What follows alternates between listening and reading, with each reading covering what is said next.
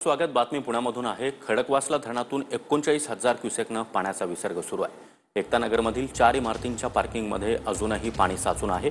खडकवासला धरणामध्ये सध्या 94% पाणी साठा आहे। या संदर्भात अधिक माहिती देण्यासाठी आमचे प्रतिनिधी अजिंक्य धायगुडे आपल्यासोबत आहेत। अजिंक्य, आजही एकता नगर परिसरातील या सोसायट्यांमध्ये मोठ्या प्रमाणात पाणी साचलेलं दिसतंय।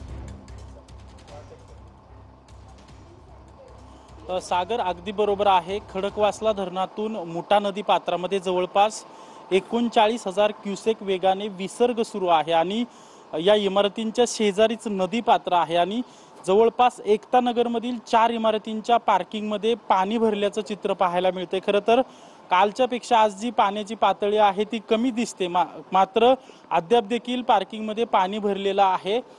आत्ता जरी काल दुपारीपासून पुणे शहरात पावसाने उसंत घेतल्याचं चित्र असलं तरी पुण्याच्या घाटमाथ्यावर मुसळधार ते अतिमुसळधार कालपासून पाऊस बरसतोय आणि त्यामुळे खडकवासला धरण साखळीमध्ये मोठ्या प्रमाणात पाण्याचा येवा होतोय। सध्या जर खडकवासला धरणातील पाणी पातळी पाहिली तर 94% खडकवासला धरण साखळीत पाणी साठा आहे। नक्कीच अजिंक्य, त्यामुळे इथल्या रहिवाशांनी देखील काळजी घेणं गरजेचं आहे। धन्यवाद या माहितीसाठी।